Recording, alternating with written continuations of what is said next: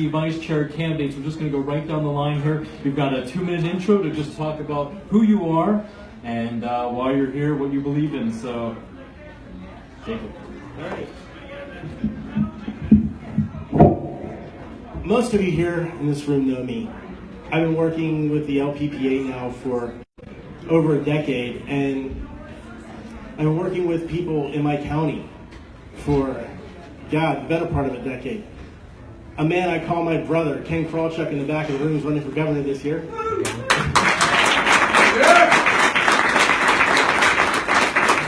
the thing is about libertarianism is we're all family here, man, right?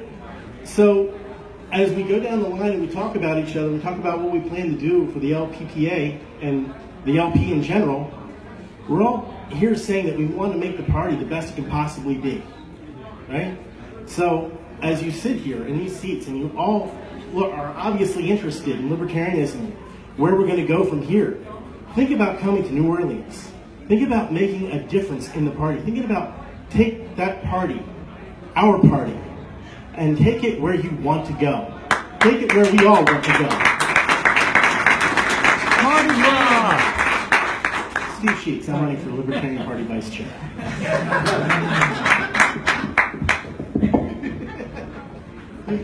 Hey everybody, my name is Alex Merced and I'm running for Libertarian National Committee Vice Chair.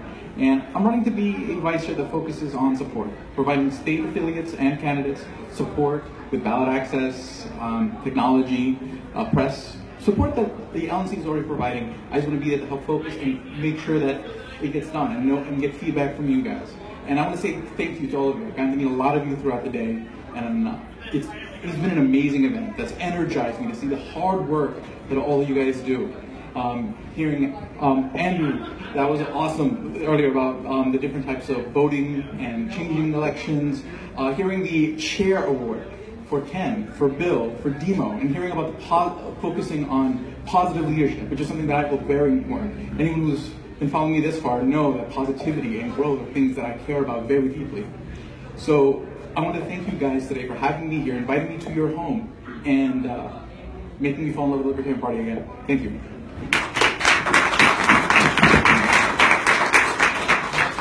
My name is Arvin Vora. I'm the current Vice Chair of the Libertarian National Committee. I'm running again because I believe that the Libertarian movement right now has an amazing and golden opportunity, because we are seeing a convergence of 3 types of libertarianism. We're seeing political libertarianism. That's what we do in this room, to try to change policy. For example, abolishing government schools. That's a goal that we have because we want to have a better educational system. We want jobs, we want more choices. And part of that happens at the policy level. But part of that also happens, as we've seen, at the technology level. Because of the libertarian movement's cohesiveness, things like Bitcoin, things like Dash have been spreading. And that's going to let us fight the state technologically. We are becoming enemies of the state with superior firepower because of that technology. But it doesn't stop there. I think the most important part is cultural libertarianism, individual choice libertarianism. Right now, we can fight to end government schools, and it's going to take a long time. Or we can work to discredit them, to encourage homeschooling, to encourage people to make the right choice, to one by one opt out of that type of system and other systems that are just as toxic. And so I'm running because I believe the libertarian movement, the Libertarian Party, can be a cultural force to change the way we interact with the state.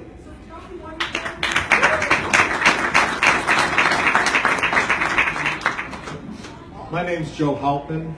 I'm from Indiana. I bring experience. I've been active in the Libertarian Party since 1979, when I called the national office and said, "Who's running the Clark petition drive in Indiana?" And Ed Crane said, "Funny you should ask." And I became the head of the drive. And then I said, "Well, who's the state chair?" And he said, "Funny you should ask." Wait, they did have a state chair. I met the leadership. I got the state treasury in the shoebox. And as a young lawyer, it was my job to quelch the bench warrants against the state treasurer who is opposed to filing state forms as a matter of principle. I have active in the party since then. I've worked on presidential campaigns. I ran the Indiana campaign for Gary Johnson. I've been state chair 3 times in Indiana. I have run at state level, congressional level, statewide level. I've shepherded parties through ballot drives. I've shepherded parties through getting their first paid staff, getting their first paid office. I can bring a lot of that. I also come as a champion for the Big Tent. Although I believe the party should always be anchored at 100-100. I believe that some of us, when we do the Nolan chart or the Operation Homeless, political homeless, lie to the people. Because when they go in the libertarian quadrant, we say, you're a libertarian. And what we really mean is, you're great raw material. We're going to turn you into a libertarian. I don't think we have time for that. In all of the time I've been active, the country has gotten less and less free. Younger people don't even know what they've lost. And many people won't even notice it when they're gone. I am a second-generation American. My family came from Germany in 1928. I've visited relatives who stayed there. And as my great-aunt told me in the 1980s when I visited, you know, if you weren't Jewish and you didn't break the law, the Gestapo never bothered you. And that scared the shit out of me. Because we all know there are parts of this country that could live in a police state and never notice the difference. I don't want that to happen here.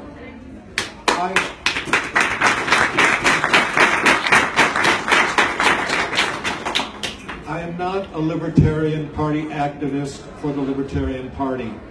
I'm not worried about making a comfortable place for us. I am worried about saving our country. And I believe to do that, we must be more welcoming and open to people who don't meet our 90-90 standard of being a libertarian. The Big Tent doesn't mean 85-85. Thank you.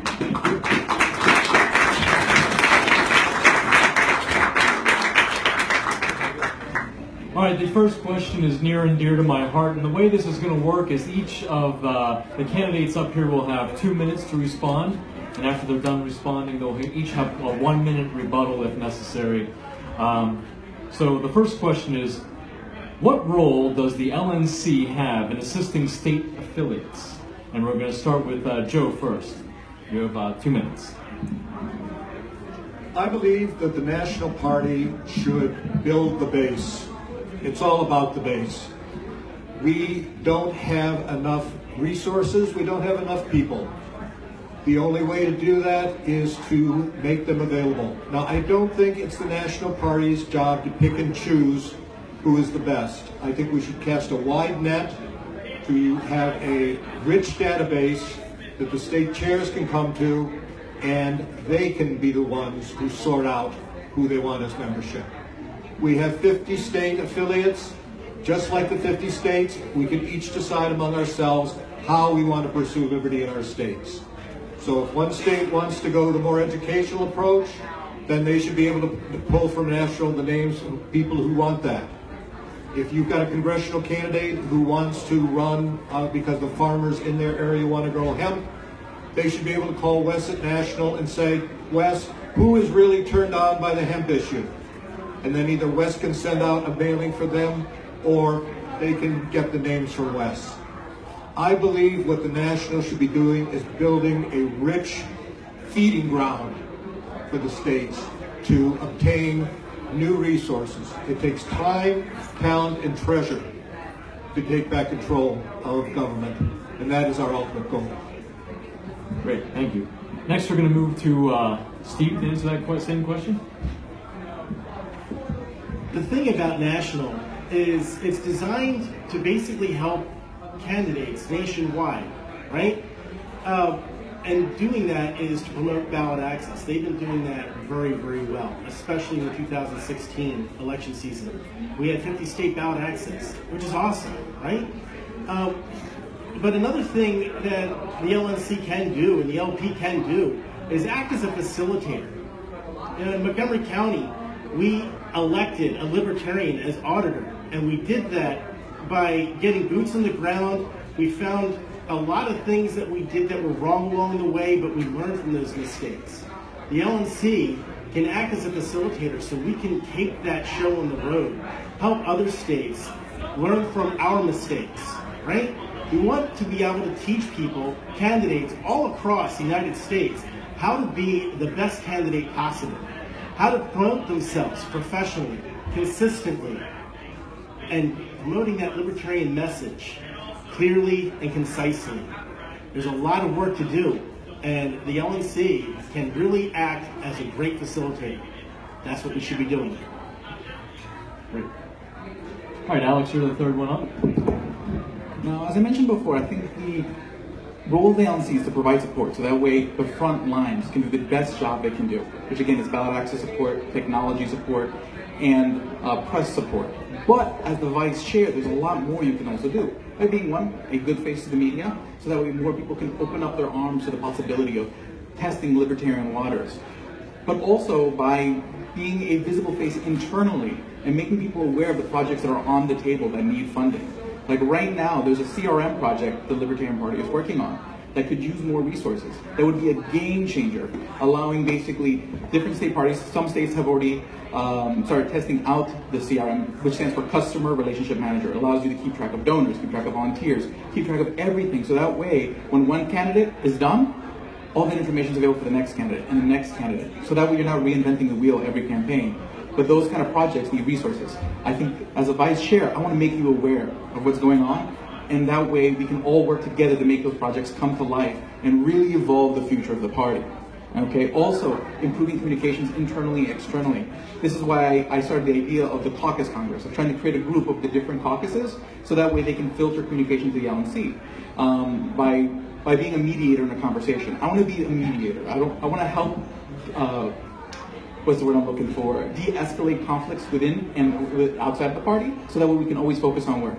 So if people have a hard time communicating with each other, they're not able to get along on a project, I want to be there so I can step in the middle and say, here, let's have a conversation. How can I get you guys working together on the same page so we can move forward as a party? So that's what I want to be. I want to be a mediator. I want to keep people aware of the projects that need work and basically keep us moving forward. And that's what I think I can do as vice chair. And as LNC, we should be taking the resources we get from national and always providing support, so that way affiliates can do the best job they can empowering candidates. You're going to finish us out? During my time on the LNC, there's a few things that I would say were important.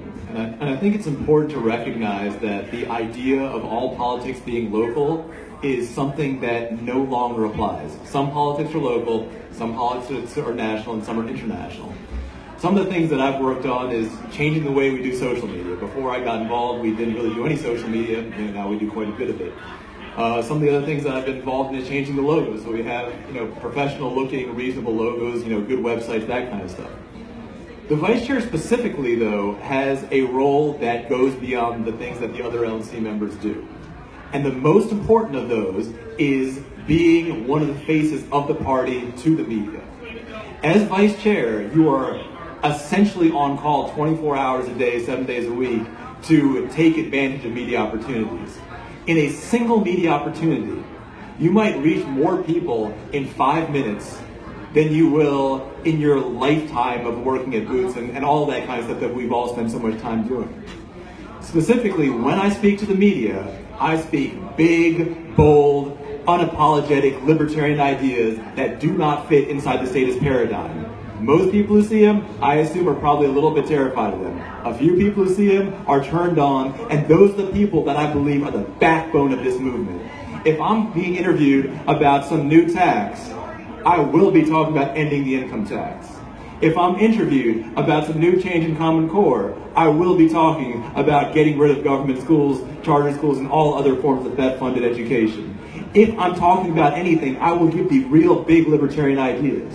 And those ideas will spread nationally as they have, they'll spread internationally as they have.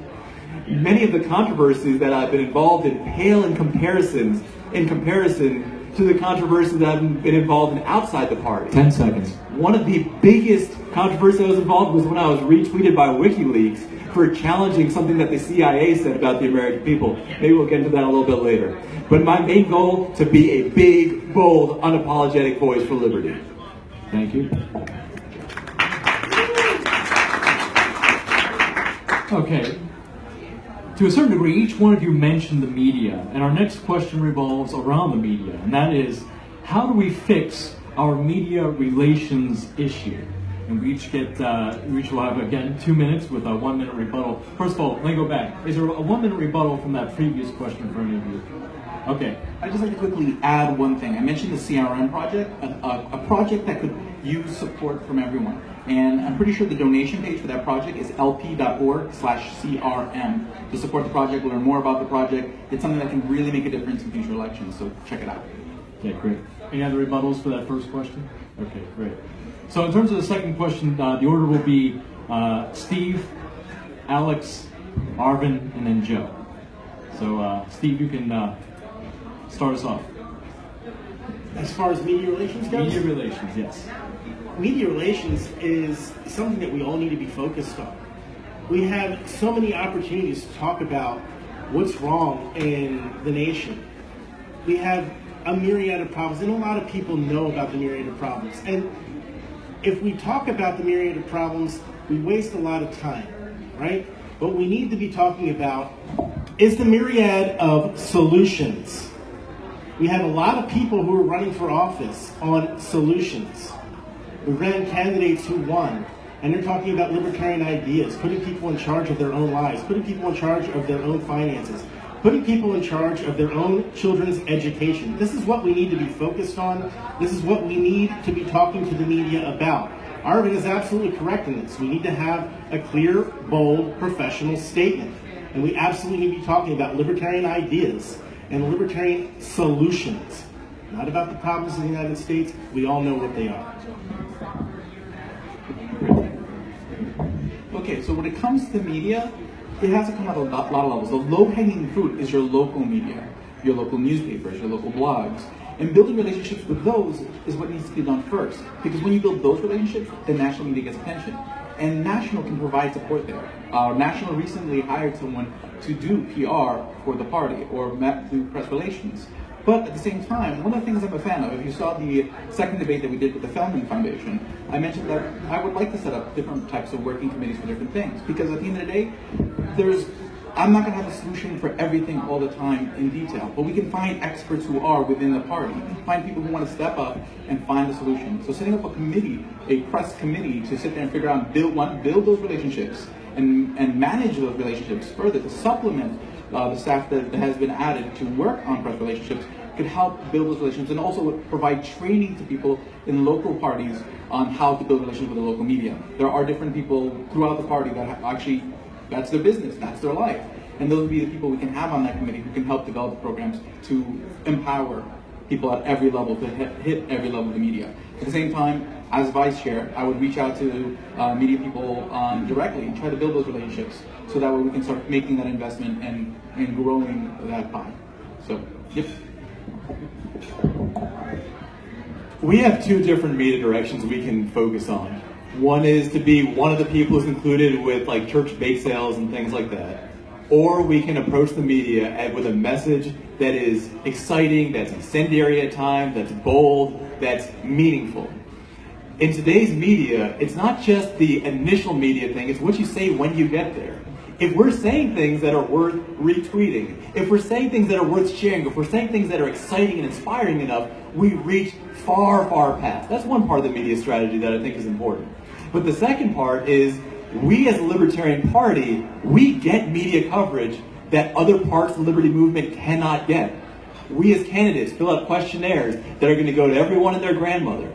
The key thing is, though, right now, we are squandering the media that we're getting because we are trying to fit our big, powerful ideas inside a tiny and insignificant paradigm. We need a cultural change in the Libertarian Party.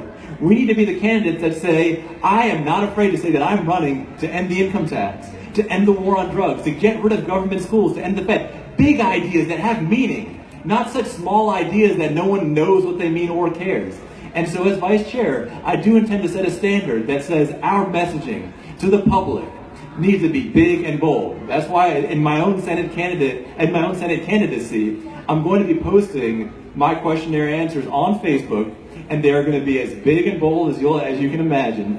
They will be focusing on the ideas that matter, and those ideas to me are ending government schools, getting government out of healthcare, ending the war on drugs, and ending the income tax.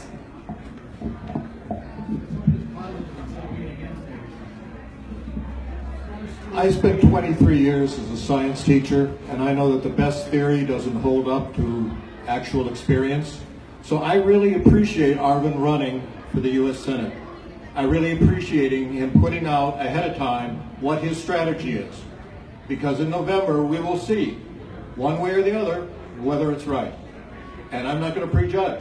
He may very well be right. And he will set the standard for what is successful. I won't. I would say that in Indiana, we have taken a different approach. We take issues that are not interesting to anyone except the voters. We, for instance, have fought for the right to buy liquor on Sunday. Woo! Yeah. We fought for this has been an issue in Indiana for decades. This year it got so bad that when one convenience store sold enough pizzas and tacos to qualify as a restaurant so that they could sell liquor on Sunday, the state legislature passed a specific bill against that one retailer to keep him from selling. The Libertarian Party held drink-ins. We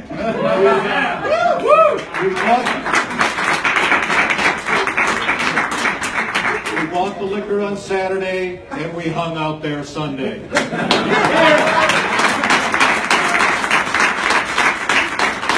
This is not bold. This is, however, what the voters are interested in. And this weekend is the first weekend in Indiana where you may now buy liquor on Sunday.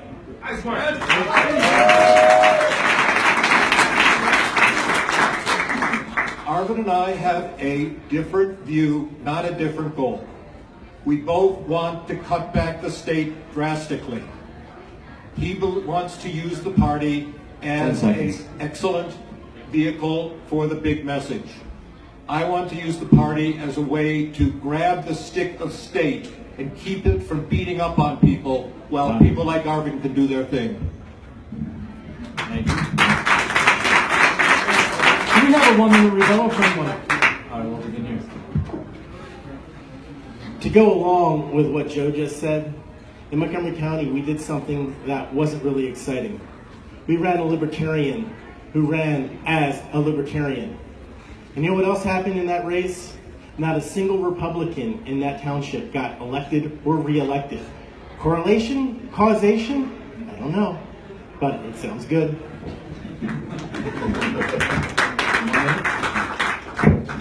So what we just heard were different visions on strategy, and that's great. Honestly, a candidate at the end of the day should employ the strategy that fits most of them. People communicate best when they communicate from the heart, and that's what candidates should be doing. As far as which candidates are the right candidates, that's a decision you guys as a state should be doing. I don't want to be a vice chair who's telling you what your strategy should or shouldn't be, because you know your voters better than anybody else. So these are all great strategies in the right time and place. But as vice chair of national, I just want to help you do your job better in you deciding what the right strategy is for the voters that you know, that you care about.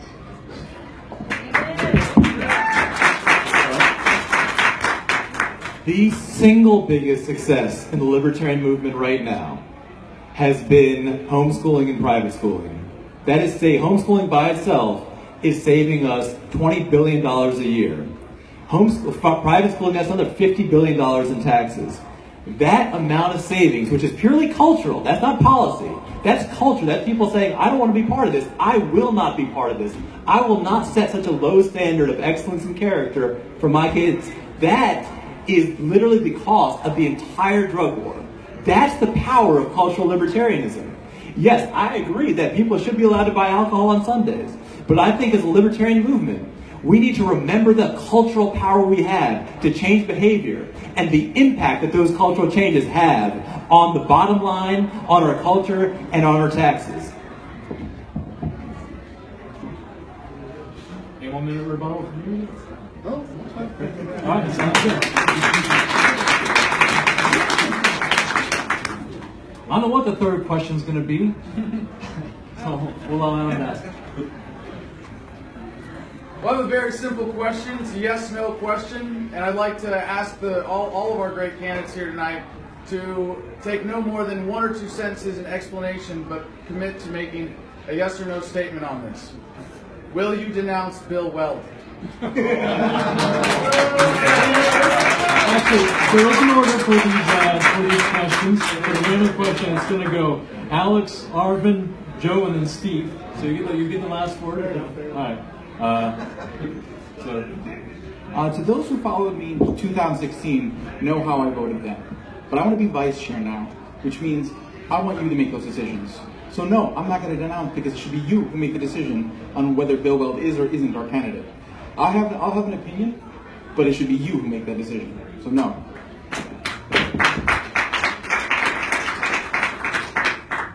In 2016, I spent a lot of time on the media explaining what Bill Weld really meant by whatever he was saying, because I thought, that's what I got to do, and I did it to the best of my abilities. And those of you guys who saw my interviews know that I never said anything against him or against Governor Johnson. However, as I've seen the negative impact that false libertarian messaging has had on our movement, that it is to lie to the American public about what libertarianism is confuse people about what libertarianism is, it has weakened the libertarian movement. If I'm vice chair in 2020, if I'm vice chair at that time, and Bill Weld becomes our nominee, I will resign, and I will speak boldly and openly against him, because I think that a Weld candidacy will do and right now, speaking as a candidate, not as a vice chair, will do damage to the party and damage to the movement, and I will absolutely oppose it.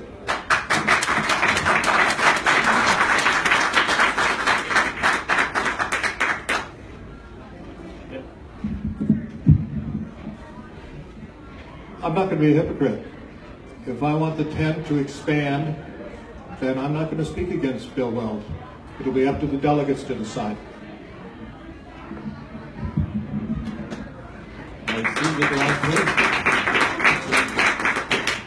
I've said it clearly already on the delegates page that I'm really not excited about Bill Weld.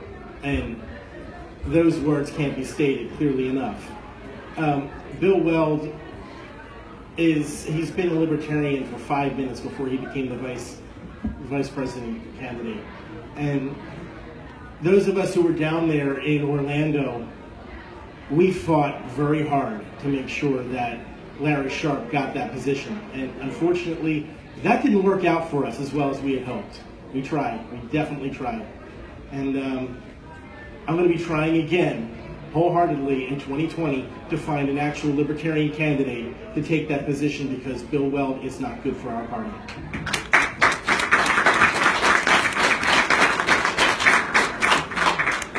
I assume we don't have any rebuttals, but I'll open it up. All right.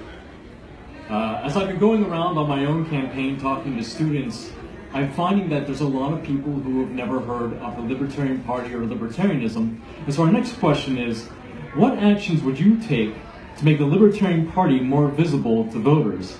And we're going to go Arvin, Joe, Steve, and then finish with Alex. A lot of times we fall into this trap that we look at who's politically active and how can we make our message fit them. But those people are already spoken for. This politics works for them. My belief is that our messaging needs to reach the people for whom this politics does not work. And some of those people right now may be seen as overly rebellious or, politically not so powerful. Instead of being sycophants for the people who already have representation, let's go after the people who don't already have somebody speaking for them. One of the reasons that I speak so boldly against the sacred cows of the state is because the sacred cows of the state already have a huge propaganda machine. And most people feel uncomfortable saying anything against them. A lot of times they're okay with being the second person, Although, to be honest, many people have messaged me on Facebook. They say things like, I 100% agree with what you're saying. I would love to say it too, but I see how much flack you take, so I'm not there just yet. And that's fine. I'm happy to take that flack. I consider that to be part of my responsibility and job. But to reach those people, we need a message that is big and bold enough. And yeah, it's going to turn off a lot of people. That's fine. To win a presidential election, we don't need a majority. We need about 50, 60 million. That's what it takes. If you want to look at one of my most controversial positions, abolishing government schools, there are more than 50 or 60 million adults that have never used and will never use government schools. Those are the people we need to go after. People who are part of the government school system, we need to convince them to leave the government school system. We don't need to convince them that they can be, part of the system and also part of this party. That doesn't make any sense. Our job is to convince them to leave where they are to come where we are. This is very similar to a religion in some ways. You can't be a Christian who doesn't really believe in God or Jesus. Similarly, you cannot be a libertarian that supports government schools. We need to stop lying about who we are so we can attract the people that will be there for who we actually are. Yeah, and I think, let's see here, who is next? I'm sorry about that. Oh, Joe. Obviously, you're not an Episcopalian.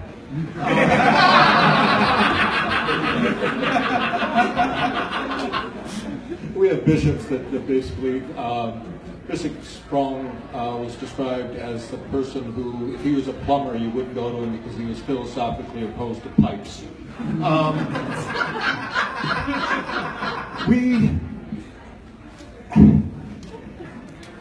I'm not running for vice chair of the Libertarian movement.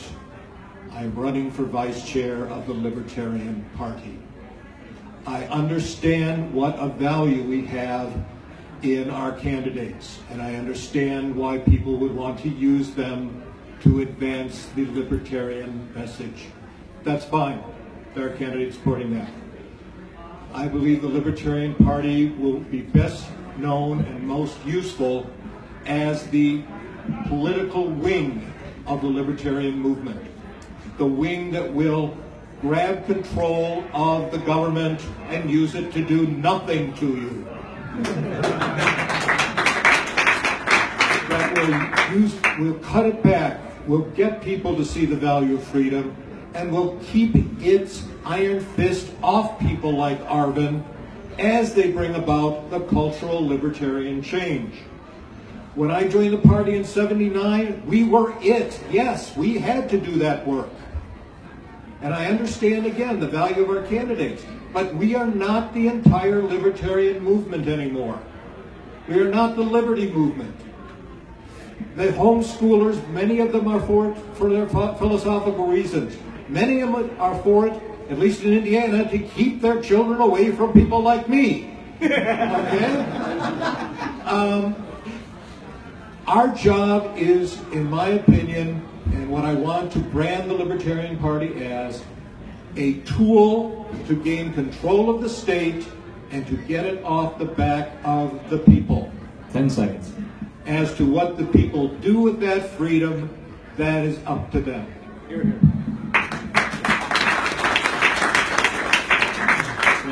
Steve and Alex. As a candidate running for Congress in District 8, in District 1, maybe District 8 again, I don't know, whatever the courts decide, I've been reaching out to Democrats, I've been reaching out to Republicans, because these are the people who vote in the elections, right? It's true, there are a lot of people who don't vote, and I would like to get them to vote, that'd be wonderful. But the reality is, there's a reason why we target people who are going to be likely voters in November. Those are the people I'm reaching out to. Those are the people who I'm saying that I want to try and find a way to put you more in control of your children's education, more in control of your finances, to get the government off your back. And the message is absolutely 100% libertarian. But we talk about it in a clear, concise, consistent, professional manner in such a way that these people don't run away. We don't want the voters to run away from us. We want the voters to run for us. They know that the two-party system sucks, right?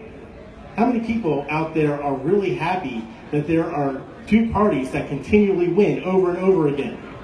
Come on, tell me, how many? Nobody. Nobody? Seriously? I hope nobody. You're the only person who said so. Anybody in this room? Anybody else in this room? Come on. Nobody, right? Nobody is cool with the idea of just Democrats and Republicans running our lives. We need to change that. That's what I'm about. That's what Joe's about. That's what Alex is about. That's what Arvin's about, even. You know? We all want to get the government out of our lives. And the only way we do that is to remove the Democrats and the Republicans from their positions of power. Thank you. Yeah.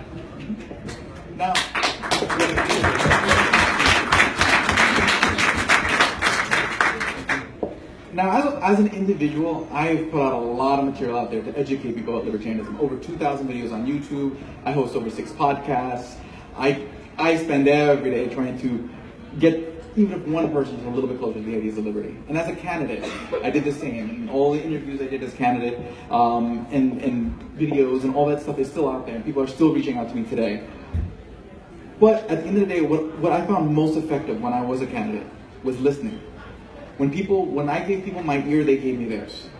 And then I was able to change their mind, win their heart. Because if you can't offer someone a courtesy, they won't offer it to you. So once I offered them the courtesy of my ear, they would offer me the courtesy of theirs. And then I was able to win the heart, put forward bold libertarian ideas, because I heard where they were at now. And that gave me the blueprint to tailor those bold libertarian ideas in a way that they would listen, that would change their mind. And that's what I feel as a candidate, why I want liberty by 1,000 voices, where each candidate has an audience that's unique to them, because they have a unique experience, a unique connection to the world, and they should go find that audience. But as vice chair, I don't want to be saying that there's one way to message, that there's one way to do things, because there isn't. Each of you have your own unique way of doing it. I just want to bring out the best of it. I would like to rebut. All right.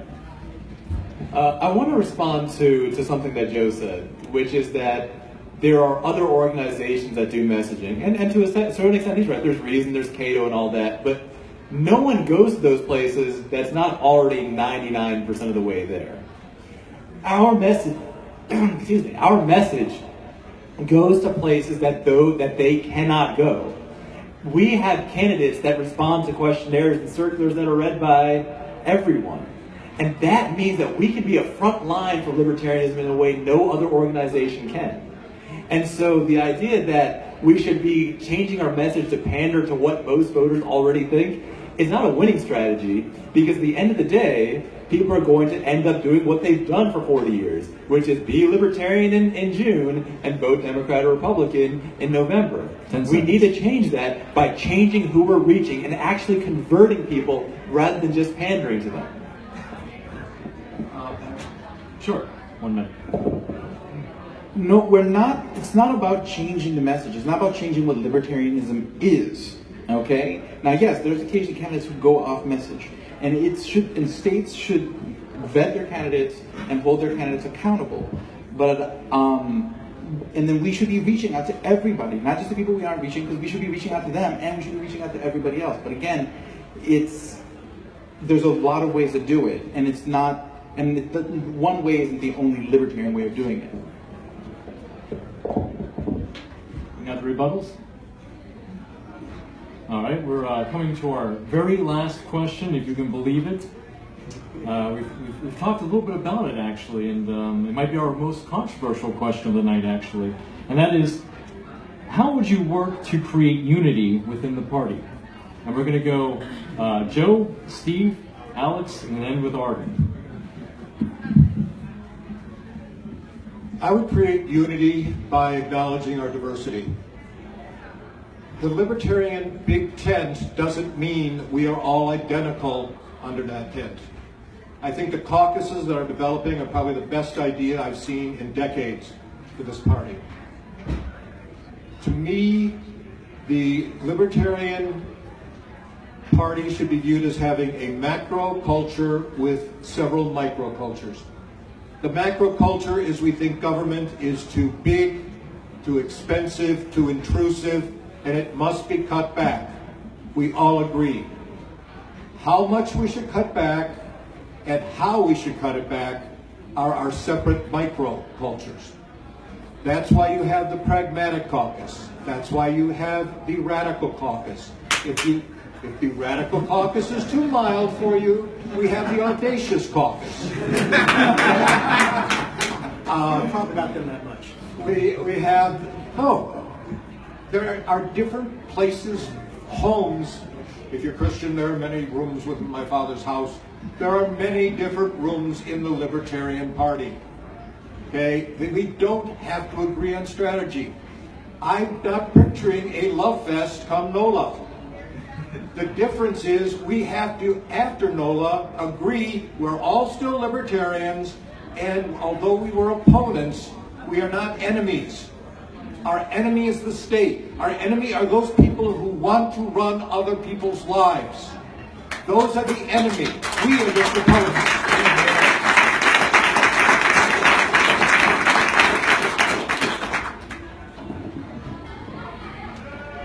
And then we're going to go, sorry about that, let's see. Okay, you and Ethan Party, we're going to go Joe, Steve. Sorry. So a few years back, I've actually done this, but I've done it with Republicans, Democrats, Socialists, Green Party people, Libertarians, Constitutionalists, and even Communists. We all went out and we protested against the drone base in Willow Grove. And when we did this, we didn't do this by having one single message. You know, I worked with these people in all the different parties, and we disagree on a lot of different issues. But the one thing that we could agree on was that the policy of going and bombing other nations that we have no business being in the first place, that was universal. You know, something is pretty horrible when you get that group together, right? So here we are, we're going down to New Orleans. And after 2016, I can absolutely say for certain, it is going to be a libertarian love fest. That I can promise you. And the reason why I say that is because when you look at the pictures, you saw signs with Austin Peterson, McAfee, Perry, and Johnson, and they were all in that same group. We all came together. We all worked together because we are libertarians together. We can be a unified force for creating liberty if we want to.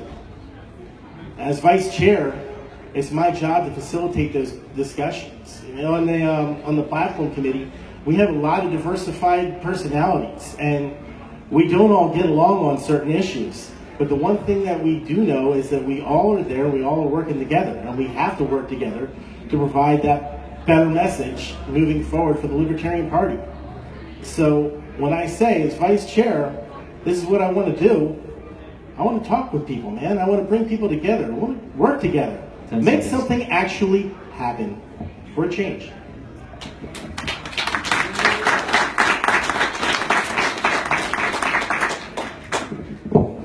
And my view on change is always to be the example of the change you want to be. So I'm always trying to be the example of the positive, open attitude that I'd like to see in the world. Okay, so basically, when it comes to who's doing something right versus who's doing something wrong, I don't sit there and call out people who are doing something wrong or denounce people because I don't like the way they're doing it. Instead, I find the people who are doing a good job, the people who I want to be who others emulate and highlight them and focus on them. You know, focus on the Larry Sharps and the Dale Kearns of the world. And that's how you bring people together, by encouraging them, by rewarding, like you guys did today, with all the acknowledgments of good work that you did. And that's why you have such an awesome family here in Palo, because you encourage each other and you embrace each other. And that's how we unite the party, when we become more about acknowledging the good work that we do, instead of focusing on calling out at each other for every little thing that we disagree with. Then we'll bring each other together, and I'm going to focus on that every day. I always try to highlight good work that people do, help people do the good work that they do, and that's what I'll keep doing regardless of what happens in New Orleans.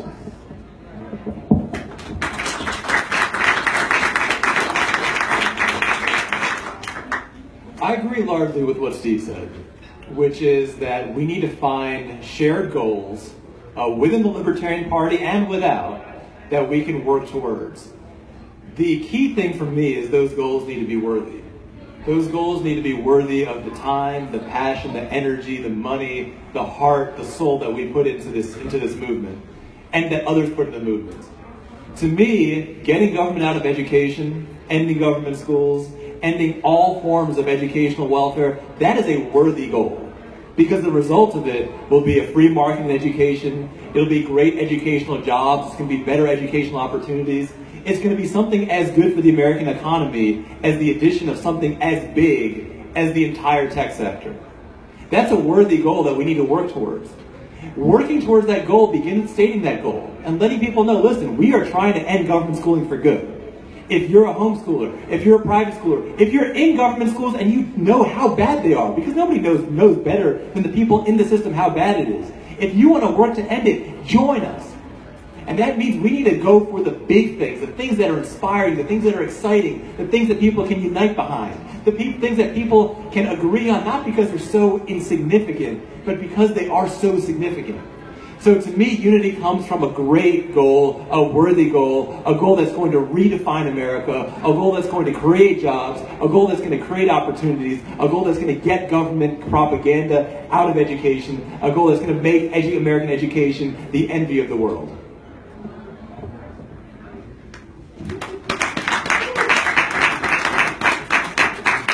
Do we have any rebuttals? No?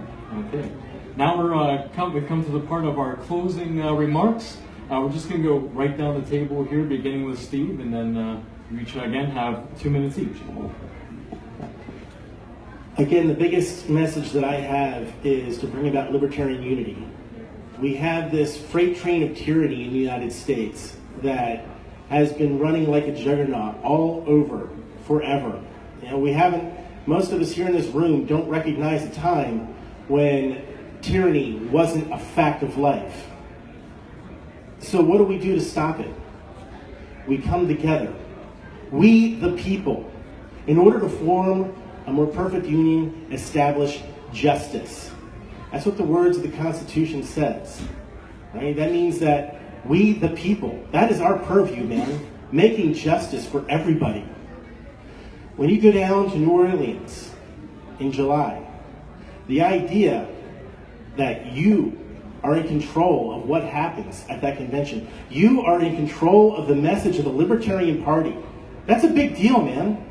Moving into 2020, you guys are going to shape the conversation for years to come, starting at that conversation in New Orleans. It's going to be a libertarian love fest, man. It's going to be wonderful. It really is. It's going to be a lot of fun. And I hope to see every one of you there. And I hope to see all of you guys, whoever it is you vote for, vote to make the party the best it can possibly be. Whether that's Joe, Alex, Arvin, me, Sam, anybody else who's running, doesn't matter. Whoever you think is going to carry that torch forward as vice chair, that's who you need to be voting for. Thank you all for listening.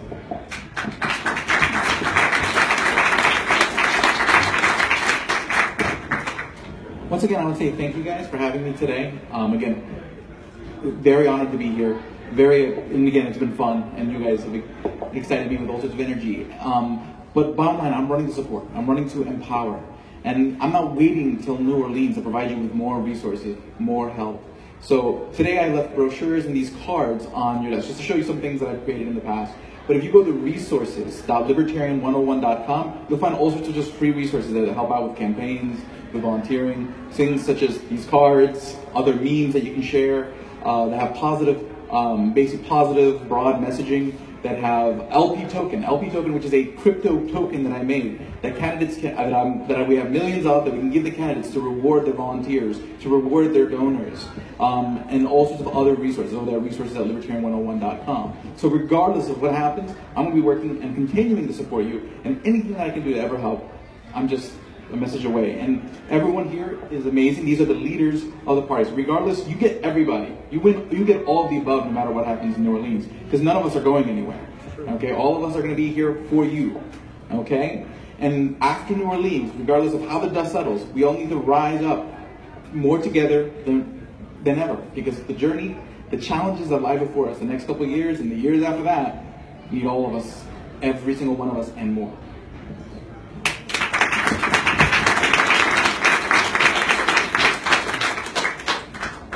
I want to first thank everybody for having me over here. And then I want to say this. It can be easy to be a libertarian. We have the option of being eccentric, harmless, people who are technically right but politically insignificant. And so when you're a libertarian, you're never really hated. You're only hated by the people that are Republicans that have the same views as you and just disagree with your strategy and say you should vote for Republicans because we believe what you believe. They're wrong. We don't believe what we believe sometimes. I want to make it as hard to be a libertarian as it is to be a Republican or a Democrat. I'm not talking about ballot access. I'm talking about social things right now. I want Democrats and Republicans to hate us as much as they hate each other. I want them to recognize our significance because I want us to have that significance. That political significance, that technological significance, and definitely that cultural significance. I want people to blame libertarians for the growth in the homeschool movement. I want them to blame libertarians for people leaving government schools. I want them to blame libertarians for people refusing to join the DEA. I want them to blame us because I want us to be able to do that. And I know that we can. There is more anti-state, anti-authority, anti-establishment sentiment right now than there's been in decades. And we need to tap into that. And if we can tap into that, we will see that cultural change. And let me tell you this, cultural change always comes before political change. Most 41% of adults tried marijuana before marijuana became legal. If we want to see an end to things like government schools, if we want to see an end to things like the DEA, if we want to see those things go, we need to change the culture first. And that is what I plan to do as your vice chair. Thank you.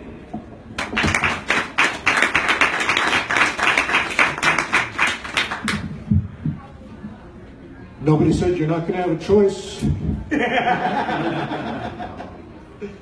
I'm not interested in getting hated. For one thing, I've been a lawyer and I've been a school teacher. I don't need to become a libertarian to be hated.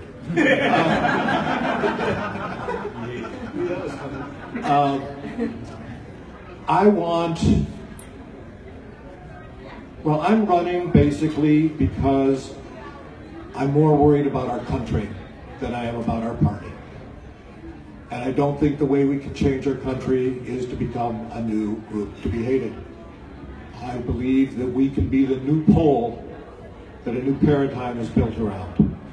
Right now, the powers that be have done a wonderful job of splitting us almost exactly 50-50 between left and right. The only way we're going to win is to split that paradigm and turn it 90 degrees and make it between those who want to live their own lives and those who want to live other people's lives.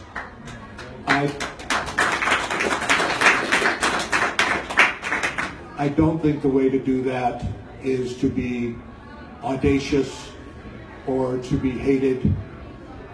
I believe, for one thing, I'm a Christian. I believe that we have free will. I believe that we're supposed to live our lives of our own accord. We all agree that government gets in the way. I think that what we should do is be a beacon for people who want to be left alone and who want to leave other people alone. Everyone says, don't tread on me. The biggest socialist doesn't want to be treaded on. He wants to tread on someone else. Okay? Only a libertarian can send the unifying message. Don't tread on anyone. Thank you.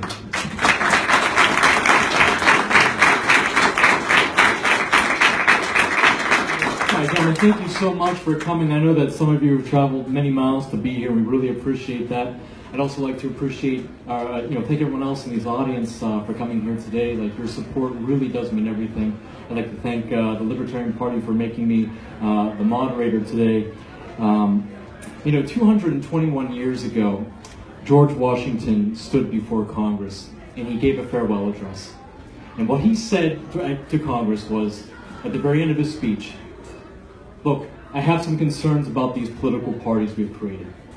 And if we allow these political parties to become too powerful, they will usurp the very power that we have worked so hard to create in the individual person in our particular country. 221 years later, we are standing at the threshold of Washington's premonition.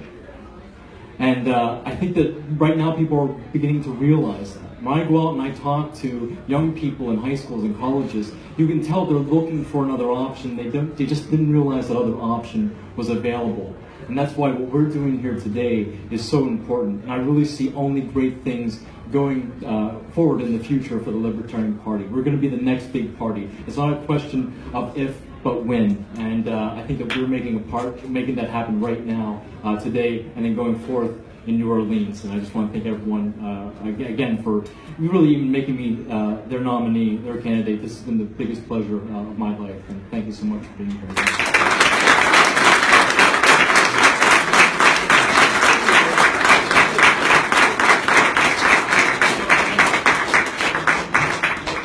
Thank you, Drew. Thank you, Vice Chairs. As we rip down the Vice Chair area, I'm going to borrow the four of these gentlemen for a while.